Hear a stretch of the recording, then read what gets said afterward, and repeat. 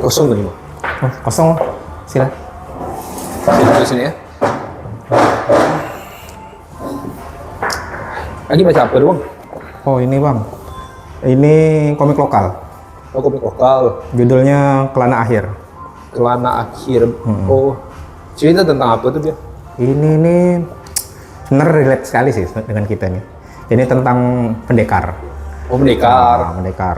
Pendekar silat gitu. Pendekar silat. Oh, silat. Jadi latarnya ini dunia persilatan lah. Oh, oke. Zaman-zaman kerajaan Majapahit gitu. Sebelumnya siapa nama Abang nih? Oh, Ari. Rama. Oh, Bang Arya. Iya. Jatuh. Gimana alur cerita nih Bang? Ini nih menarik sih. Nah. Jadi ada seorang anak yang dia tuh dididik sama bapaknya buat jadi pendekar. Oh. Tapi ternyata dia tuh nggak pengen jadi pendekar. Oh, dia nggak pengen jadi pendekar. Dia malah pengen jadi petani. Plotis eh. Dia cuma pengen hidup damai di kampung, merawat kebunnya dengan damai. Oh, kayak TNI lah ya, pengen jadi petani ya. Dia lebih suka jadi petani. Oh, gitu. Jadi berdikari lah dia. Oh iya, ngerti. Pengen apa namanya? Mandiri pangan deh. Oh, mandiri pangan ya, ketahanan pangan. Ketahanan pangan deh.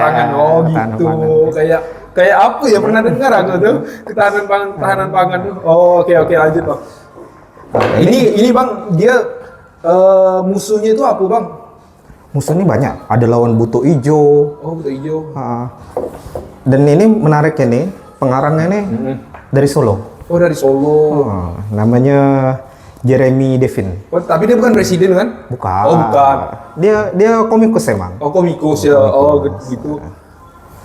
Jadi dia ngelawan monster itu buto ijo, hantu-hantu lah gitu. Atau bentukannya tuh monster gitu. Bentukannya monster deh. Kayak kalau di Jepang itu kaiju lah. Oh, kaiju. Iya, ngerti. Jadi ada yang ukurannya kayak raksasa gitu. Oh. Wih, gambar keren nggak ya Bang? Di arsir betul-betul deh sama dia. Di gambar tuh. Ini kalau secara kepenulisan ini menarik nggak menurut Abang? Menurut saya menarik sekali nih. Lihat apa? Kalau dari gambar kita udah dimanjakan ya. Tapi secara penulisannya menggelitik lah. Menggelitik. Ya, karena dia ini punya bapak yang seorang pendekar. Kayaknya dia dididik sebagai pendekar. Padahal dia nggak ada minat ke situ. Dan dia cuma pengen jadi petani ya, pengen nanam di kebun, nikmati hari-hari di desa gitu. Oh, kalau di sini tuh ada Bang, dia nggak tahu aku dia mau atau enggak, cuman jadi wakil presiden memang sekarang. Tapi di Wakanda. Jadi kira di Konoha. Cuman yang di Wakanda tuh nggak suka aja, jadi nggak mungkin dia jadi komikus. Nah, oh itu. Kalau sama lo aku bingung nih. Kalau untuk orang awam nih baca ini nih, dia bakal ter-engage nggak? Suka nggak deh? Kalau menurut saya sih bisa ya sih. Karena kan ini temanya, awalnya tentang dunia persilatan kan. Kita kan udah nggak asing dengan dunia persilatan. Iya, memang. Dulu ada Wiro Sableng, ada Aling Dharma. Dan ini ngangkat tema-tema itu. Tapi dengan bentuk komik lah ya. Komik ya. Berarti ini sangat lokal lah ya. Nih apa adegannya nih? Aku ingin berkebun. Cita-cita dia dari kecil. Dari kecil lah. Ini masa dia sekarang. Ini di masa lalu dia tuh. Cita-cita dia cuma pengen berkebun. Oh, dia nggak ada pengen balik ke Solo ya di warga biasa gitu, nggak dia? Nggak lebih, nggak kurang deh. Dia pengen jadi rakyat jelata, nggak pengen jadi orang spesial menaklukkan dunia atau apa pun nggak ada. Tapi dia kuat nggak? Dia kuat. Pokok setiap musuh yang dilawan ini pasti menang dia. Wih, berarti dia tuh ada bakat, tapi dia nggak mau jadi dia pengen ahli bela diri tuh. Dia pengen jadi orang-orang biasa ya, walaupun dia punya potensi itu. Cuma dia istilahnya nggak ambisius lah ya. Oh, dia nggak ambisius ya? Nggak ambisius. Dia santai gitu. Tapi bapaknya tuh betul-betul ambisius. Ambis sekali. Pokok kau nih harus maju ke Senayan. Bukan. Jangan. Kita nggak usah bahas itu ya. Kita di sini membahas komik ya. Mungkin ke Nusantara kali ya. Nusantara. Alur dia ini maju kah atau maju mundur gitu? Alurnya maju. Cuma kadang-kadang ada menunjukkan ingatan masa lalu dia, tapi dengan sudut pandang anak kecil nih jadinya. Walaupun dia sebenarnya udah besar. Awal-awalnya sih dia emang lawan monster gitu. Akhirnya malah ujung-ujung lawan bapaknya sendiri. Wih, Monolog sendiri. Karena dia menunjukkan ideologi, dia berpegang teguh dengan ideologinya dia nih. Aku nggak mau jadi pendekar yang kejam atau apa gitu, pengen menguasai dunia nggak mau. Aku cuma pengen berkebun. Tapi dia bukan orang kiri kan ideologinya. Pengen balik ya ke kampung dia, pengen balik jadi rakyat biasa gitu. Walaupun dia udah menguasai segala macam ilmu, kanuragan lah, segala macam ilmu bela diri. Kanuragan. Berarti dia ada ilmu putih, ilmu hitam lah ya gitu. Oh. Kalau secara pengajaran atau pelajaran dari komik ini apa sih, Bang? Menurut saya mungkin dia berpegang teguh dengan ideologi dia ya. Biarpun dia udah punya kekuatan, udah punya kekuasaan, punya jaringan segala macam. Tapi kalau dia nggak happy dengan itu, nggak senang dengan kekuatan yang dia dapat, dia akan kembali ke kampungnya sebagai warga biasa. Tapi ini dia ada dibantu pamannya enggak? Oh, nggak ada. Nggak ada. Dia nggak ada. Oh, pamannya nggak ada diceritakan ya pamannya itu siapa gitu, nggak ada. Nggak ada. Oh. Dan dia juga nggak perlu klarifikasi ijazah juga nggak perlu. Dia cuma nunjukkan dia pendekar ya. Oh, ini aku pendekar gitu. Nggak perlu nunjukkan. Oh, ini ijazah pendekar aku gitu. Oh, nggak ada. Orang BGM ya. Astagfirullah. Oh. Wah, kalau ini apa nih, Bang? Saya tengok-tengok di sini ini. Sangkuriang Origin. Ini apa? Ini kan sebenarnya masuk ke kolosal dunia persilatan juga sih. Tapi ini ngambil dari latar cerita Sangkuriang. Ya, ini menariknya nih ternyata orang Kalbar yang bikin. Ini orang Kalbar. Orang Kalbar. Ada ya? Orang Selakau, Sambas. Wih, keren nih. Gambarnya mantap nih. Ini full, ini kalau yang ini kan hitam putih nih. Hitam putih ini kan. Nah, kalau yang ini warna. Full color deh. Ini kalau dibilang ini orang luar negeri yang gambar, percaya aku nih, Bang. Benar gua. Full color. Ini macam manual-manual yang ada di webtoon. Iya, macam-macam webtoon deh modelnya. Ini pengarangnya namanya Amsal Samuel. Ini gambar itu. Cerita dia nih, ini tak sama kayak Sangkuriang yang asli tak? Ini kan judulnya Sangkuriang tadi tuh. Nah, dia tuh ngambil latar ke belakang dulu sebelum Sangkuriang ya. Masih Prabu Sungging Parbunkara. Kalau sabar loh, Sangkuriang nih yang Hah? Sangkuriang tuh yang nendang perahu jadi gunung. Oh iya, tangkuban perahu tuh. Oh iya, lain cerita. Tapi ini narik ke belakang dulu dia. Jadi karakter Sangkuriang ini belum muncul sama sekali di. Ini arc sebelum Sangkuriang itu Karena sendiri. karena ini baru satu volume dia. Oh. Dan di sini uniknya tuh banyak dimasukkan itulah referensi-referensi kayak ini nih. Ini kan mirip Jojo. Jojo reference gitu kan. Ini Jojo banget sih, Padahal ini kan rusa, tapi dibuat karakter berotot. Ya kalau kita di sekali tinju bisa langsung mati gitu. Tinggal pose Jojo asik. Oh gitu ada. Jadi walaupun ini ada komedi-komedinya dimasukkan, walaupun ini kan tentang istilahnya parodikan sejarah lah ya, parodikan sejarah. Fiksi lah aja tuh. Nah, ini referensi Dragon Ball. Oh iya. Yamcha. Ya. Gusti Prabu katanya. Si Gusti Prabu. Banyak Untung kan Prabu. Ada Kamehameha juga. Untung kan Prabu. Beda-beda. Itu nggak boleh dibahas. Nanti nggak bisa ngegas deh. Ini ada volume 2-nya nggak? Ada lanjutannya nggak? Belum ada info sih nih. Dia bakal lanjut atau enggak nih. Oh, kalau mau beli ini di mana, Bang? Ini di Facebooknya nih ada. Oh, dia di Facebook, dijual di Facebooknya Bang Amsal Samuel sendiri ini. Gambarnya bagus sekali sih. Abang beli di situ sama orangnya langsung ya berarti. Cuma dicetaknya nih dia di Jawa. Jadi dikirim dari Jawa lah itunya. Kemarin lewat Tokopedia pesannya. Cuma dia memasarkan emang di itu. Tak nyangka lah, ada komik-komik lokal gitu ya. Gambarnya bagus lagi.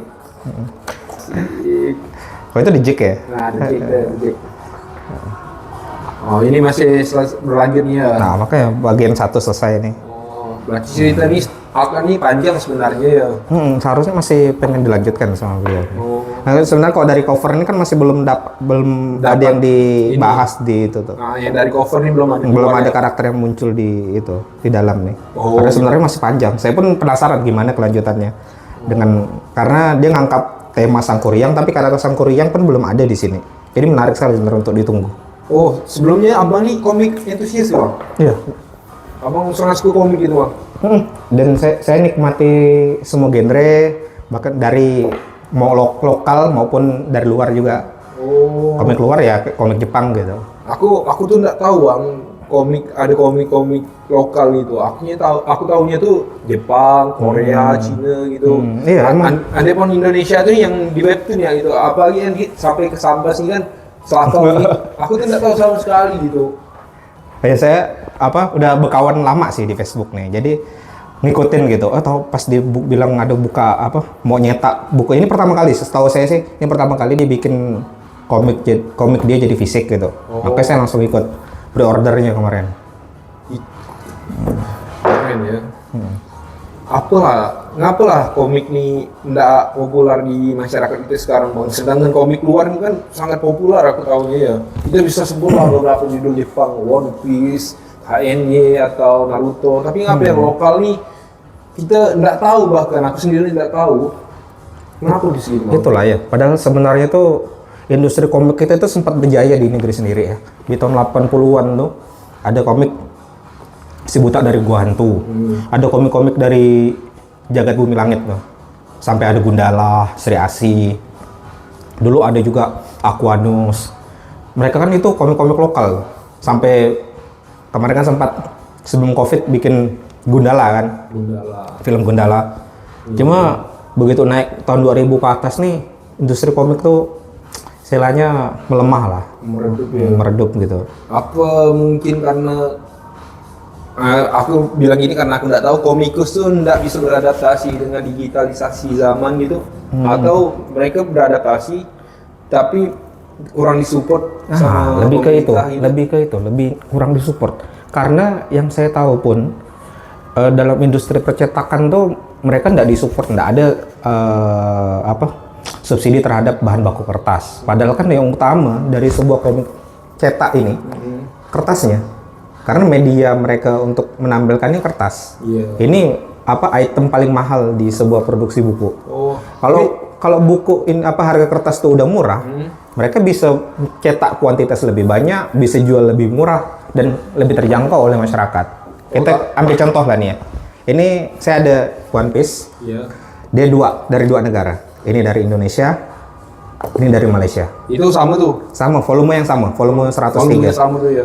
Kita lihat, yang di One Piece Indonesia harganya 45.000. Harga Pulau Jawa? Pulau Jawa, harga Pulau Jawa nih. Kita di Pontianak, Kalimantan, ini bisa lebih tinggi lah. 60.000. Ini Malaysia, harganya 8 ringgit. 8 ringgit. Kalau kita kalikan 3, 24.000. Sekarang kan 3.000 lebih dah kan? 4.000 lah kita. 4.000. 32.000. Murah lah. Jauh kan? Jauh ya. Kok bisa ya? Setahu aku ya, gaji di Malaysia itu kan lebih tinggi. Bang. Lebih tinggi. Kok buku bisa lebih murah daripada Indonesia gaji? Ajaibnya itu. Padahal ini berjaket dia. Dia lebih keren ya bentukannya ya. Kertasnya pun lebih terasa lebih tebal. Oh iya. Nah ini aku tengok nih hitam-hitamnya apa nih bang? Ini kayak lebihan potongannya tuh ngepas dengan gambarnya. Kalau ini kan ada dilebihkan sama dia. Oh iya ya, ini ngepas nih. Makanya ini full putih dia samping itu. Oh ini nggak ada marginnya deh ya. Oh gitu. Dan juga kalau baca yang Budak Getah nih, kita sebagai orang Melayu nih lebih relate lah. Oh lebih relate ya. Lebih relate. Cuma emang susah sih buat didapatkan. Emang harus ke Malaysia. Berarti pemerintah nggak support, tapi pemerintah support satu hal bang, asal kamu tahu. Support apa tuh? Pajak penulis. Oh, penulis harus dipajaki ya? Harus, karena itu tuh untuk membangun negara dikembalikan kepada penulis. Tapi anehnya kok pembajak nggak diberantas ya? Itu pihak luar yang menunggangi bang. Padahal kan harusnya udah penulis kan dipajaki. Artinya kan mereka profesi mereka diakui kan? Iya. Tapi kok para pembajak yang mencuri hak kekayaan intelektual para penulis tuh nggak diberantas? Kita bisa nengok di Shopee, Tokopedia, TikTok, cari ya buku novel tulis ya Terelie. Berapa banyak novel yang harganya 10.000, 20.000? Gini bang, karena pemerintah tuh lagi banyak kerja, jadi dia nggak sempat ngurus itu. Pemerintah tuh nggak mungkin ngebiarkan pembajak tuh, nggak mungkin dia berkong kali kong untuk menyebarkan pajakan tuh. Nggak mungkin ada pejabat tuh punya usaha pajakan tuh, nggak mungkin. Oh paling usaha itu lah judul lah ya. Itu aku tidak tahu. Aku lama kita malam. Nah, jadi Katanya mau dilegalkan Oh. di ini apa kasino di Indonesia. Katanya biar ada dapat cuan tambahan. haram. Tapi itulah yang miris ya dengan dunia kepenulisannya bang. Iya, betul. Pajak tinggi, subsidi nggak ada. Pantas lah kita bisa berkembang ya. Udahlah penulis itu kan royaltinya kecil. Ya kecil. Istilahnya cuma berapa persen ya dia? 10%. 10% ya. Misalnya buku 80.000, 8.000 ada dapat. Udah itu masih dipajaki lagi ya? Itu Padahal dipajaki bukunya nih cetaknya kertasnya udah kena pajak. Terus penerbitnya izin pajak lagi. Terus pas penulis dapat royalti dipajak lagi. Jadi berapa kali timpa nih pajak ya dia? Itu dia. Harusnya tuh kalau mungkin pemerintah tuh harusnya subsidi dari menghilangkan pajak ya lo tuh udah sangat membantu harusnya kan. betul. Jadi makin banyak orang yang minat jadi penulis atau komikus kan. Padahal harusnya kita nih nggak kekurangan loh orang-orang hebat dalam dunia kepenulisan nih. Novel kita sangat banyak sekali. Ternyata komikus tuh juga banyak. Ini ada komik antologi. Ini nih satu komik isinya banyak komikus. Ini nih ada 1, 2, 3, 4, 5, 6, 7, 8 komikus dalam satu buku nih. Jadi mereka nulis masing-masing disatukan jadi satu buku. Oh, antologi ya. Ceritanya genrenya macam-macam. Random ya. Wah, ini gambar keren lagi nih. Tengok. Wah, detail Jadi sebenarnya kita bisa bersaing. Sangat bisa. Dengan komik Jepang tuh sangat bisa bersaing dari segi art, dari segi seni penggambaran kita tuh udah banyak sekali itu. Dan kreator kita yang bagus-bagus. Story pun kita nggak kalah sebenarnya. Benar. Story kita tuh sangat kaya. Ngangkat tema lokal kita, budaya kita tuh sangat bisa diangkat. Hari kita bisa lihat Jepang tuh setiap dia bikin tahu genre isekai kan? Isekai tahu. Walaupun itu tuh isekai kan dunia lain, tapi selalu diselipkan budaya Jepang. Contohnya apa? Ada pemandian air panas. Iya, di kerajaan. Selalu ada onsen. Walaupun udah dunia lain nih, tapi selalu ada diselipkan onsen di dunia lain tuh. Kenapa? Padahal itu kan budaya Jepang. Tapi dimasukkan sama dia walaupun temanya udah dunia lain. Keren ya. Berarti komik ini bisa untuk mengenalkan budaya kita ke dunia luar ya. Jadi budaya kita tuh bisa dikenalkan lewat media komik ini. Apalagi kalau udah diadaptasi jadi animasi. Apalagi Jumbo lagi naik-naiknya nih. Iya. Kita bisa tunjukkan kalau ternyata film animasi itu yang selama ini stereotipnya tuh untuk anak-anak, ternyata bisa sukses loh di negeri sendiri. Jadi tuan rumah di negeri sendiri. Bahkan sekarang nih udah jadi film laris kedua dia. di Indonesia dan kemungkinan sangat mungkin sekali bisa bahkan jadi pertama. Sekarang udah 9.500.000 kalau nggak salah. Itu bisa sekali sih. Bahkan ini baru hari ke-40-an, belum 50 loh. Iya. Dia ini masih tayang di Indonesia ya. Dan masih banyak penontonnya. Masih. Dia sehari bisa 100.000 nambah terus. Ini Malaysia belum tayang loh. Penonton di Malaysia banyak. Bahkan netizen Malaysia itu udah promokan itu juga. Jumbo. Di sosmed tuh. Bikin tagar buzzer Jumbo gratis. Kira cuma di Indo ya. Jadi sampai keluar. Bahkan fanspage resminya Boboiboy, Upin Ipin pun promokan Jumbo. Jadi nunjukkan kalau ternyata industri ini nih yang berkaitan dengan visual gambar tuh. Visual gambar tuh sebenarnya bisa sangat kuat lah. Sangat mungkin kita kembangkan tuh ya. Apalagi kalau kita ngangkatnya tuh dari komik. Karena dia punya basisnya sendiri dulu, punya source materialnya, dinaikkan jadi animasi ya bisa jauh lebih siap lah. Apalagi untuk di pemerintah. Karena kita bisa lihat tuh industri animasi di Jepang tuh bisa sangat sukses karena support pemerintah. Pemerintah betul-betul all in lah buat mensupport industri itu. Iya. Sama kayak K-pop di Korea itu kan disupport pemerintah kan. Iya, sangat disupport mereka tuh. Sekarang Cina mulai mensupport animasi lokal mereka. Bisa kita lihat tahun-tahun ini nih animasi Cina ini betul-betul bagus ya. Naik sekali tingkatnya. Jadi mereka walaupun kelihatannya orang nganggap remeh nih, anime Cina tuh apa sih gitu. Padahal ternyata kualitas animasinya udah gila-gilaan. Nah, apa sih harapan abang sama dunia perkomikan lah khususnya di daerah kita atau di negara kita pada umumnya? Itulah sih yang paling utama ya, support beli komik-komik yang resmi. Ori ya. Nah, beli komik-komik ori Bukan bajakan. Bukan bajakan. Oh. Jangan mau support bajakan. Bajakan tuh mencuri kan? Nah iya, bajakan sama dengan mencuri. Kita bayangkan ya, komikus nih nulis sepanjang setebal ini, misalnya, dia cuma dapat 10% per komiknya. Kalau udah dibajak, dia nggak dapat apa-apa. Iya. Tapi mirip sih bang, gitu kan. Aku enggak. Sekarang PPN-nya udah 12% ya? Nggak jadi ya? Nggak jadi. 11%. Masa jatah komikus tuh lebih rendah dari PPN kan? Iya, betul, Kak. Cuman aku mengharapkan sebenarnya tuh pemerintah yang ngasih subsidi atau nggak ngasih pajak ke penulis agar harga buku bisa turun. Orang nggak perlu membajak karena buku murah. Seharusnya ada program Indonesia membaca gitu kan. Kan pendidikan nomor 2 bang, bukan prioritas. Makan nomor 1 kan. Keracunan lagi ya. Aduh jadi sakit perut saya. Aduh, udah laku WC lo. Oh gitu ya. Dan juga saya berharap sih para pembajak itu yang apalagi jual-jual di marketplace tuh dibasmi lah. Bisa harusnya. Harus bisa. Ada kita posting jualan betul yang bisa di-banned kan? Iya kan? Di marketplace mau di Facebook atau apa. Pasti sebenarnya bisa. Yang ngepost foto IQ-nya bisa ditangkap. Masa orang yang ngebajak hak kekayaan intelektual orang lain yang ditulis dengan keringat darah dan air mata nggak mau ditangkap kan? Woi, itu susah memang bang. Itu susah karena nggak ada kong kali kong. Pemerintah itu baik sebenarnya. Pemerintah itu nggak mungkin membiarkan orang pembajak-pembajak itu nggak mungkin. Pemerintah kita tuh hebat. Masa mereka bisa enak sekali nikmati hasil jerih payah orang Asli. jual nimpak nama ya gitu. Memang Gimana berdebah pembajak, berdebah. Penulis itu cuma dapat 10% loh dari hasil jualan tuh. Kok masih tega sekali kalian bajak itu. Makanya jadi kita harus gerakkan untuk baca komik komik ori, iya. Komik ori ya. Baca yang legal. Sekarang kan kita kayak udah nonton film-film kan streaming ori kan. Menonton di Netflix, di Amazon Prime. Jadi kita harus sebenarnya bisa ngebiasakan untuk baca komik-komik yang legal juga, dukung yang legal. Benar. Sebenarnya kalau mau baca online juga ada yang legal, tapi dengan kita baca fisik nih, kita support banyak industri. Pertama penulis, percetakan, penerbit, toko buku, karyawan-karyawan toko buku tuh, makan mereka tuh dari industri buku ini. Kalau buku ini ditinggalkan, berapa banyak industri yang hancur?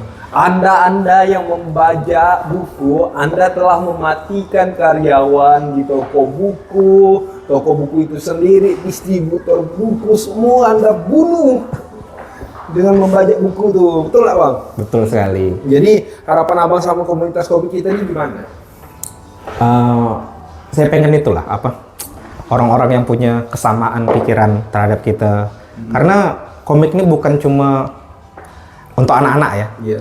Tapi ini nih sastra. Iya. Nggak bisa kita pungkiri, ini nih bentuk dari sastra. Iya kan? Jadi jangan kita batasi. Bahkan kita nggak cuma hanya menikmati cerita, tapi kita bisa menikmati seninya, gambar-gambar goresannya tuh. Iya kan? Jadi sebenarnya ini kita bisa dapat 2 dimensi. Dapat dimensi ceritanya, dapat dimensi seninya. Jadi saya pengen kawan-kawan yang di Pontianak yang juga suka dengan dunia perkomikan, ya boleh kita diskusi. Kita diskusi, ngobrol-ngobrol, kita sharing segala macam gitu. Dan kita support penulis-penulis lokal dan juga penulis-penulis luar pun nggak apa-apa, kita support juga. Karena dengan kita beli yang legal, yang resmi, yang ori, itu sama dengan kita fans sejati, bukan karbitan. Iya kan? Jadi cara paling gampang nunjukkan kita tuh betul-betul fansnya ya. Misalnya nunjukkan dia tuh kayak kalau di One Piece kan ada istilah nakama. Nah, jadi menunjukkan dia tuh betul-betul nakama, bukan nakama karbit. Dengan cara membeli komiknya, cukup dengan membeli komik. Harga komik ini berapa? 45.000. Kalian udah bisa support langsung penulisnya yang jauh-jauh di Jepang. Bukan baca di Mangaku. Mangaku udah udah tutup server deh. Udah tumbang deh. Karena gara-gara judulnya bangkrut. Oke lah bang. Karena dengan yang industri-industri itu komik-komik bajakan online itu kan mereka disupportnya sama website judul. Iya kan. Kalau judulnya jatuh, mereka juga jatuh. Tapi berarti kita mensupport judul lagi ya kalau baca. Nah, itu kalau baca bajakan yang apalagi web-web yang begitulah. Mereka tuh sponsor utamanya judul. Jadi dengan kita membaca yang ori, kita ikut memberantas judul. Tengok. Sekali kita cuma beli komik ya nih. Sekali dayung 2-3 pulau terlampaui. Banyak kontribusi kita. Banyak manfaatnya. Kita mendukung segala macam bentuk industri yang menerbitkan buku-buku ini, mendukung penulisnya. Tapi tetap kena pajak. Itu dia. Pajak Anda membangun negeri. Iya. Mantap. Dalam rumah aku bolong. Oke lah bang, aku nak balik loh ya bang. Aku dicari emak aku dah. Oh iya, udah berapa dah nih ya? Makasih lah ya, nanti kita bahas Sama-sama. langsung lagi dah. Siap, ya hati-hati. Hati-hati bang. Oke.